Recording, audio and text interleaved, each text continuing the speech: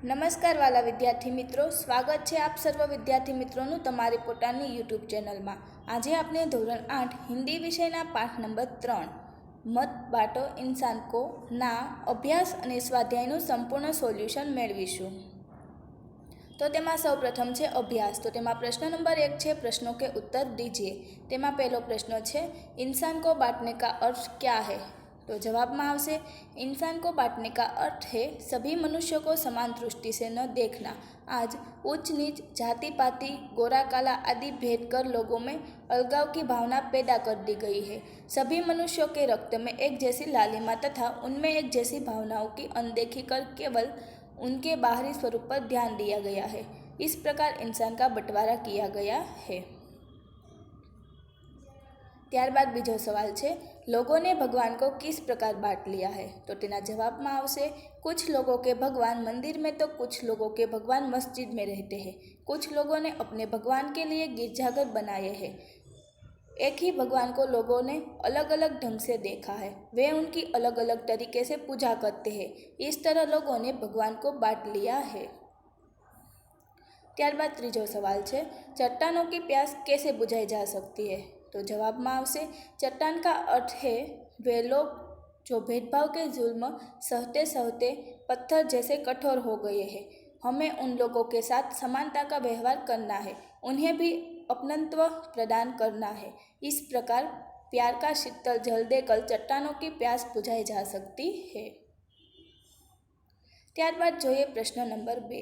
इस काव्य को आरोह अवरोह के साथ गाइए तथा समूहगान कीजिए। तेमा टिप्पणी है टेप रिकॉर्ड या सीडी पर इस काव्य को सुनाइए, फिर लय ताल का ध्यान रखते हुए इसे गाइए। कक्षा में सभी छात्र मिलकर इसका समूहगान करें। ત્યારબાદ प्रश्न नंबर 3 है निम्नलिखित काव्य पंक्ति का भावार्थ बताइए। तेमा काव्य पंक्ति जोईशुं जेमां छे अभी राह तो शुरू हुई है, मंजिल बैठी दूर है, उजियाला महलों में बंदी हर दीपक मजबूर है। तो आपणे तेनो भावार्थ जोईशुं। दुनिया में समानता की भावना फैलने की अभी तो शुरुआत हुई है। समानता का भाव पूरी तरह फैलने में अभी देर है, उसके लिए अभी बहुत प्रयत्न करने पड़ेंगे। बिजली की रोशनी अभी केवल महलों धनी लोगों के घरों में ही है, गरीबों के घरों में अब भी दीपक की जल रहे हैं। ત્યારબાદ જોઈશું સ્વાધ્યાય જેમાં છે પ્રશ્न नंबर 1 प्रश्नों के उत्तर लिखिए। तेमा पहलो सवाल है कविता के अनुसार अब तक किन चीज़ों का बंटवारा हो चुका है। तो जवाब में आवशे कविता के अनुसार अब तक मंदिर, मस्जिद और गिरजाघर आदि के रूप में भगवान का बंटवारा हो चुका है। इसी तरह भिन्न भिन्न देशों के रूप में धरती और सागर भी बांट लिए गए हैं। ત્યારબાદ बीजो सवाल है किसकी मुस्कान को कोई रोंद नहीं पाएगा। तो जवाब में आवशे सर्वत्र समानता का भाव फैलने पर लोगों में परस्पर अपनत्व की खुशी होगी, तब कोई किसी पर जुल्म कर उसकी मुस्कान को रोंद नहीं पाएगा, अर्थात नष्ट नहीं कर सकेगा।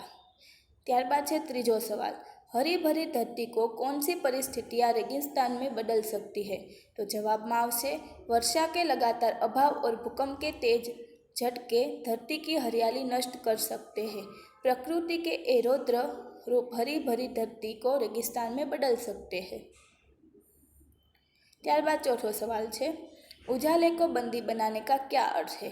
तो तेना जवाब में आवशे उजाले को बंदी बनाने का अर्थ है उसे अपने अधिकार में रखना।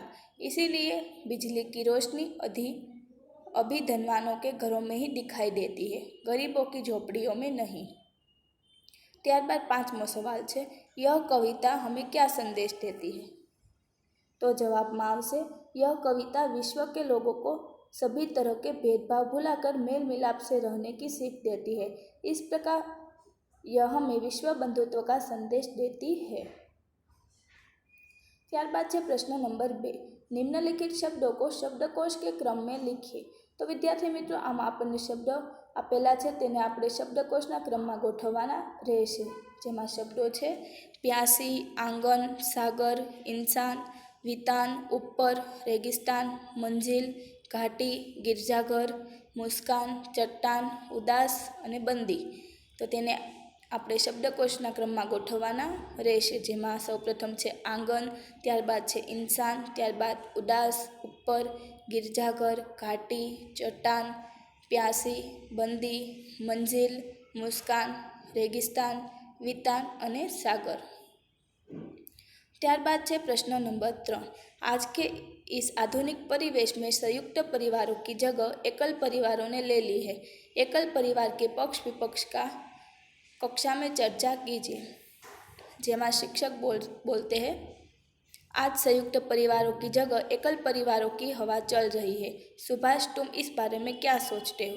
तो सुभाष बोलता है, गुरुजी, समय के अनुसार जो परिवर्तन होते हैं वे अच्छे ही होते हैं। आज संयुक्त परिवार बूढ़े व्यक्ति की तरह ही बूढ़े और अनुपयोगी हो गए हैं। तो फिर प्रशांत बोलता है, गुरुजी, संयुक्त परिवार बरगद के वृक्ष की तरह होते हैं। उनका महत्व न समझने वाले ही उनकी बुराई करते हैं। त्यारबाद सुरेश बोलता है, गुरुजी, हमारा परिवार एकल परिवार है। पिताजी, माँ, दीदी और बस में ये 4 जन ही हमारे परिवार के सदस्य हैं। घर में बड़ी शांति रहती है। जब हम संयुक्त परिवार में थे तब रोज आपस में झगड़े होते थे।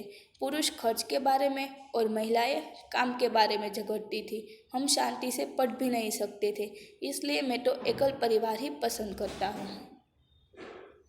तो फिर कमल बोलता है, गुरुजी, मैं भी प्रशांत की बात का समर्थन करता हूँ। जब मेरी माँ बीमार हो जाती है तब मुझे बहुत काम करना पड़ता है। ब्रेड खाकर ही काम चलाना पड़ता है। पिताजी शाम को आते हैं तब खिचड़ी बनती है। यदि संयुक्त परिवार होता तो दादी या चाची के हाथ का खाना हमें मिल सकता था।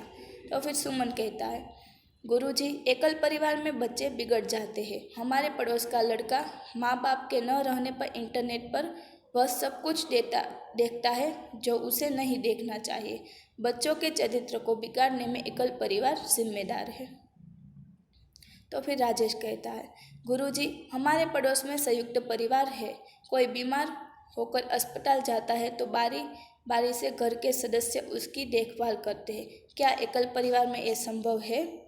शिक्षक कहते हैं, हाँ, तुम्हारी बात ठीक है। संयुक्त परिवार में सहयोग की जो सुविधा होती है वह एकल परिवार में संभव नहीं है, परंतु परिवार की शांति और आर्थिक दृष्टि से समय की मांग एकल परिवार है। त्यारबाद जो है प्रश्न नंबर 4, अपूर्ण काव्य को पूर्ण कीजिए। तेमां आपणे काव्य पंक्ति आपेली है, तेमने आपणे पूर्ण करवानी रहेशे। जेमां छे, रात होने पर मैं निकलता, सबको देता हूँ शीतलता। तो ते काव्य पंक्ति ने आपणे पूर्ण करवानी रहेशे। तो तेमां जोईशुं, मुझे देख सकते दिल बहलते, बच्चे मुझे पाने को मचलते, सब कहते हैं मुझको मामा, हर बालक है मेरा पांजा, यो तो मैं तारों का राजा। तो विद्यार्थी मित्रों, तमे आ सोल्यूशन जोयुं, सांभळ्युं, समज्या ते बदल आपणो खूब खूब आभार।